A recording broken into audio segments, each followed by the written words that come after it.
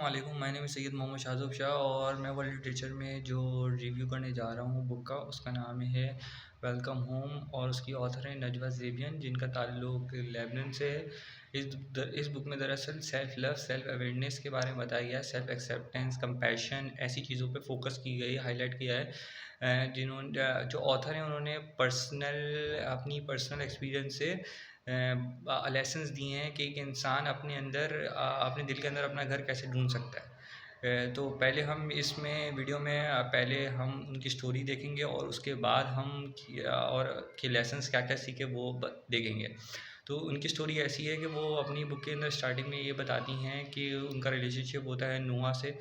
तो उसमें वो बहुत उनको ज़्यादा वैल्यू करती हैं नोहा को, तो नोहा लेकिन उसकी कदर नहीं करते और उनका फिर मतलब कि रिजेक्ट कर देते हैं नोहा, फिर उनको ना मतलब ब्रेकअप टाइप हो जाता है उनके पास।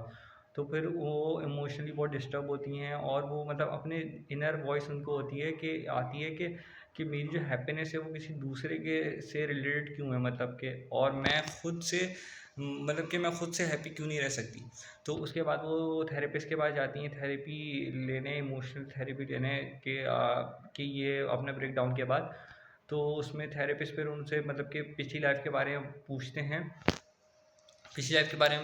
कि आपके मतलब कि आप बचपन से बताएं तो क्या, तो वो बताती हैं, शेयर करती हैं कि वो लेबनान में जब अपने रिलेटिव्स के साथ रहती थी तो बहुत लेफ़्ट आउट फ़ील करती थी, अकेलापन महसूस होता था। वो अपना एक इंसिडेंट बताती हैं जिसके अंदर ईद की रात को वो सब सेलिब्रेट कर रहे होते हैं उनके कज़न्स, लेकिन उनको कोई नहीं बुलाता और उनको बोलते हैं कि हम लोग मतलब कि सो रहे हैं वगैरह, लेकिन वो खुद सेलिब्रेट कर रहे होते हैं, उनको बहुत लेफ़्ट आउट फ़ील करवाते हैं और एक अकेलापन महसूस करवाते हैं। तो वो एक ये चीज़ बताती हैं। दूसरी चीज़ वो ये बताती हैं कि वो अपनी टीनेज के अंदर कनाडा मूव कर गई थी, तो उसके अंदर ना वो लेबनान का कल्चर जो है वो आगे लेके चली और ना ही वो कनाडा का कल्चर उन्होंने अडेप्ट कर सकी।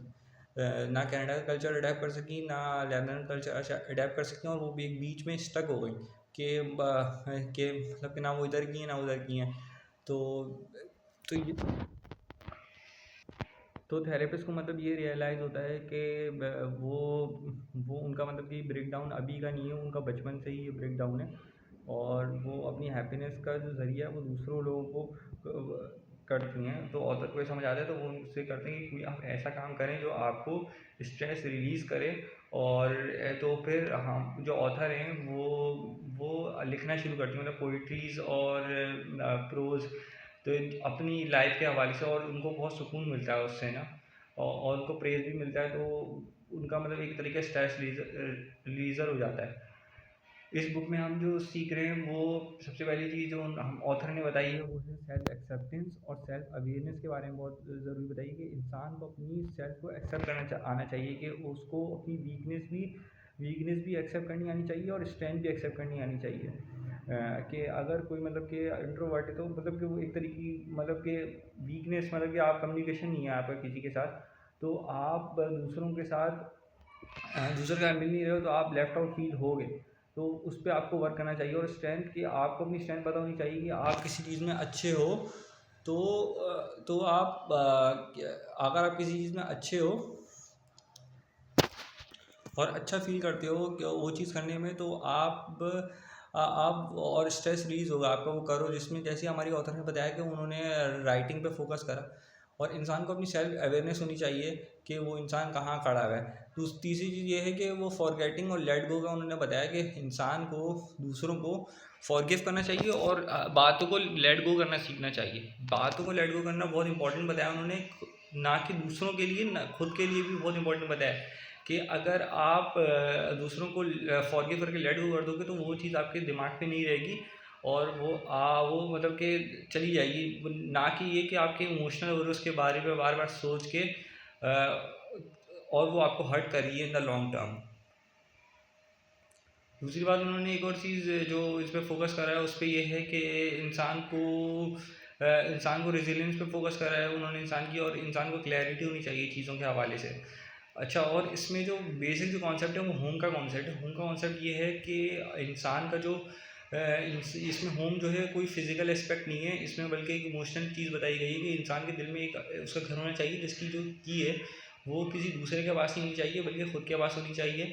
कि अगर कोई बंदा जा रहा है, अब उसकी ज़िंदगी से कोई भी इंडिविजुअल हो, कैरियर हो, जॉब हो, लेकिन उसको अपना ट्रू सेल्फ नहीं भूलना चाहिए।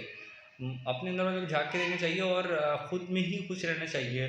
किसी उसकी हैप्पीनेस जो है इंसान की, वो किसी दूसरी चीज़ पे डिपेंड नहीं होनी चाहिए। तो इसमें जो बुक में ऑथर है इन सब चीज़ों को हाईलाइट करा है। तो कंक्लूजन ये है बुक का कि इंसान को अपने अंदर एक अपना होम डिस्कवर करना चाहिए और बनाना चाहिए, और उससे हैप्पीनेस रिलेटेड कोई भी चीज़ दूसरे से नहीं होनी चाहिए। अगर सेल्फ बिलीव और सेल्फ लव को अगर एक्सप्लोर करना चाहते हैं तो इस बुक को ज़रूर पढ़ें। Thank you.